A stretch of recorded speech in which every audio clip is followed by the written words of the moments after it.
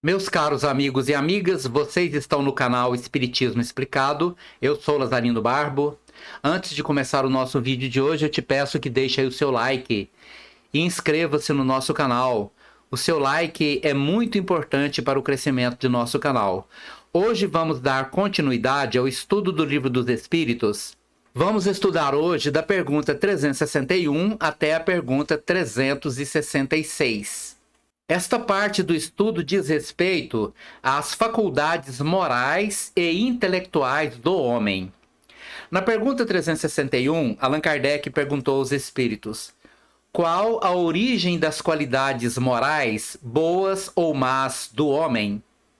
E os espíritos responderam: são as do espírito nele encarnado.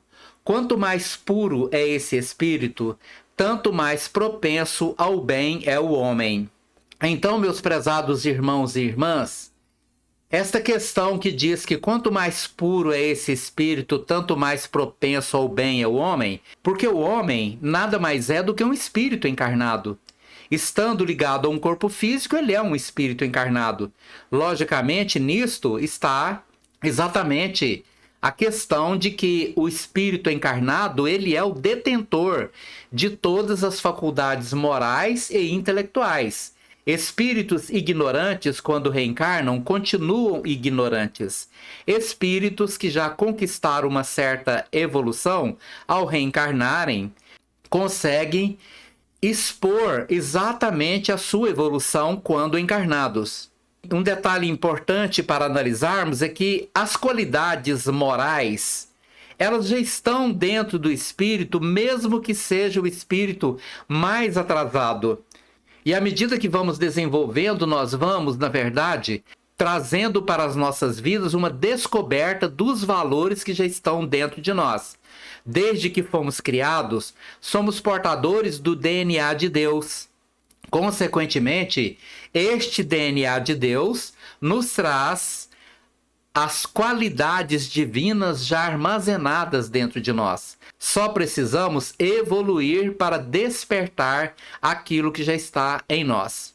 E na pergunta 361A, Allan Kardec perguntou: seguir-se-á daí que o homem de bem é a encarnação de um bom espírito e o homem vicioso é a de um espírito mau? E os espíritos responderam: sim, mas dize antes que o homem vicioso é a encarnação de um espírito imperfeito. Pois, do contrário, poderias fazer crer na existência de espíritos sempre maus, o que chamais demônios. Espíritos maus reencarnam, continuam sendo homens maus. Mas isto não é eterno. A maldade, que é fruto da ignorância relacionada aos humanos, ela um dia será eliminada pela evolução do ser. Vai chegar um momento que, por mais que seja mau o homem, por mais que seja pervertido e vicioso o espírito, ele vai mudar o seu comportamento. Ele vai chegar um momento em que ele comece, a partir dali, a evoluir, a se tornar um bom espírito. Espíritos das categorias mais elevadas, como são as dos anjos, arcanjos, serafins, aqueles espíritos que compõem a comunidade dos espíritos puros, provavelmente, na sua maioria, foram espíritos muito maus no início de sua evolução, mas se tornaram bons exatamente por se conscientizarem de que precisavam melhorar. E isso às vezes pode demorar muito tempo, mas chega o momento em que o espírito muda o seu comportamento. Na pergunta 362, Allan Kardec perguntou: qual o caráter dos indivíduos em que encarnam espíritos desacisados e levianos? Desacisados e levianos são aqueles cujas atitudes são extremamente maléficas. Ele está sempre querendo levar uma vantagem, eles não se preocupam com ninguém, não se importam com ninguém, são dominados pelo egoísmo, pela maldade extrema e não têm nenhuma preocupação com as suas atitudes em relação aos outros. E os espíritos responderam: são indivíduos estúrdios, maliciosos e não raro criaturas malfazejas. Estes são aqueles espíritos extremamente atrasados e que temporariamente estão voltados para o mal. Mas é temporariamente. Deus não criou espíritos que pudessem se revoltar contra ele, se tornando demônios. Demônios no sentido de espíritos decaídos que se tornaram demônios pela eternidade. Isso não existe. Mas existem homens encarnados e desencarnados cujos comportamentos são piores do que os dos piores demônios imaginados pelo homem. Basta dizer, por exemplo, alguém que dedica a sua inteligência para desenvolver uma arma que vai destruir uma comunidade inteira, composta de crianças, mulheres, provocando genocídios terríveis. Então, isto é a ação demoníaca de um espírito desequilibrado, malfazejo, mas isso não é eterno. Chega um momento em que ele vai mudar. E na pergunta 363, Allan Kardec perguntou aos espíritos: têm os espíritos paixões de que não partilhe a humanidade? E os espíritos responderam: não, que de outro modo vô-las teriam comunicado. Interessante. A pergunta é se os espíritos têm paixões, desequilíbrios, situações que a humanidade não conhece. Lógico que não. Porque a humanidade é composta dos espíritos. Espíritos desequilibrados, motivados pelo orgulho, pela vaidade, pelo egoísmo, pelo ódio, pela mágoa, pelos desejos de vingança, pela inveja, pelo ciúme, reencarnam portando essas paixões. Então, tudo que nós conhecemos aqui neste mundo é aquilo que é trazido do plano espiritual pelos espíritos que reencarnam, não havendo alguma coisa a mais que pudesse acrescentar na maldade humana do que já somos capazes de observar exatamente pelas atitudes desses espíritos encarnados. E na pergunta 364, Allan Kardec perguntou aos espíritos: o mesmo espírito dá ao homem as qualidades morais e as da inteligência? E os espíritos responderam: certamente, e isso em virtude do grau do adiantamento a que se haja elevado. O homem não tem em si dois espíritos. Ou seja, num ser humano encarnado não tem dois espíritos, um envolvido com a inteligência e o outro com as qualidades morais. É a mesma pessoa, estando ela encarnada ou desencarnada, que vai desenvolvendo a sua inteligência e ao mesmo tempo as suas qualidades morais. Então, moral e inteligência, amor e bondade, amor e ciência estão sempre unidas numa mesma pessoa. Assim como a maldade e a ignorância também estão unidas numa mesma pessoa. E na pergunta 365, Allan Kardec perguntou: por que é que alguns homens muito inteligentes, o que indica acharem-se encarnados neles espíritos superiores, são ao mesmo tempo profundamente viciosos? A pergunta é: por que alguém extremamente inteligente, capaz de ter todo o conhecimento científico à sua disposição, com pleno entendimento na sua imaginação, ele é ao mesmo tempo um homem muito mau? Por que isso acontece? E os espíritos responderam: é que não são ainda bastante puros os espíritos encarnados nesses homens, que então, e por isso cedem à influência de outros espíritos mais imperfeitos. O espírito progride em insensível marcha ascendente, mas o progresso não se efetua simultaneamente em todos os sentidos. Durante um período de sua existência, ele se adianta em ciência, durante o outro em moralidade. Então, meus prezados irmãos e irmãs, esta é a explicação dos espíritos, porque um homem tão inteligente pode ser ao mesmo tempo profundamente mau. É porque a inteligência, ela não está necessariamente ligada ao desenvolvimento moral.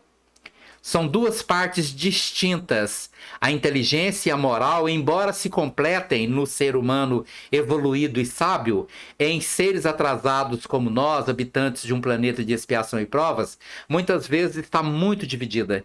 Existe aquele que é muito bom, mas não tem nenhum conhecimento, não tem nenhuma ligação com a ciência. Existe, às vezes, aquele que é muito mau e, porém, tem grande facilidade de lidar com toda a sua inteligência e com toda a ciência. Por isso, um espírito ignorante em moral, mas muito inteligente, ele pode querer usar a sua inteligência para tirar vantagem, por exemplo, de enriquecer à custa dos outros, para tirar uma vantagem, por exemplo, de agir de maneira maléfica em relação à humanidade. E isto está em todas as atividades humanas. Existem homens bons e maus na ciência, existem espíritos bons e maus na filosofia e existem espíritos bons e maus na religião. Por isso, aquele que desenvolveu muito a inteligência, mas não desenvolveu o senso moral, ele pode decair exatamente por isso, por não conseguir ser uma pessoa boa, mesmo sendo inteligente. Aí usa a inteligência para criar armas, para criar métodos de destruição em massa, ou criar drogas que vão vitimar milhões de pessoas no mundo, única e exclusivamente para satisfazer a sanha por dinheiro, por poder enriquecer a qualquer custo. Então, nem sempre ciência e moral andam juntas. Quase sempre, em muitos casos, estão separadas. Existe o muito bom e ignorante. Existe o muito mal e com muita ciência. E na pergunta 366, Allan Kardec perguntou: que se deve pensar da opinião dos que pretendem que as diferentes faculdades intelectuais e morais do homem resultam da encarnação nele de outros tantos espíritos diferentes entre si, cada um com uma aptidão especial? E os espíritos responderam: refletindo, reconhecereis que essa ideia é absurda. O espírito tem que ter todas as aptidões. Para progredir, precisa de uma vontade única. Se o homem fosse uma amálgama de espíritos, essa vontade não existiria e ele careceria de individualidade, pois que, por sua morte, todos aqueles espíritos formariam um bando de pássaros escapados da gaiola. Imagine que se uma pessoa denota ao longo da vida diversas mudanças de personalidade e cada uma dessas personalidades fossem ligadas a um tipo de espírito que estivesse encarnado naquele mesmo momento, usando o mesmo corpo, quando desencarnasse, não existiria uma personalidade, porque todos seriam como um bando de aves que, ao morrer o corpo, sairiam voando. Então, o desenvolvimento não aconteceria se isso acontecesse. Queixa-se a miúde o homem de não compreender certas coisas, e no entanto curioso é ver-se como multiplica as dificuldades, quando tem ao seu alcance explicações muito simples e naturais. Ainda nesse caso, tomam o efeito pela causa, fazem com relação à criatura humana o que com relação a Deus faziam os pagãos que acreditavam em tantos deuses quantos eram os fenômenos do universo. Se bem que as pessoas sensatas, com eles coexistentes, apenas viam em tais fenômenos efeitos provindos de uma causa única, Deus. Nós somos individualidades. Quando eu reencarno, eu estou usando um corpo físico. E eu revelo nesse corpo físico todo o meu conhecimento ou toda a minha ausência de conhecimento. Mas não quer dizer que quando eu mudo de atitude, quando eu tenho a mudança de comportamento, a mudança mesmo de personalidade, não quer dizer que exista mais de um espírito encarnado no meu corpo. Sou eu mesmo que mudo o meu jeito de ser, porque eu não tenho ainda a conquista do desenvolvimento espiritual necessário para que eu me torne uma pessoa ao mesmo tempo inteligente, ao mesmo tempo muito desenvolvida moralmente, unindo inteligência e moral. Normalmente se tem ali o princípio da sabedoria.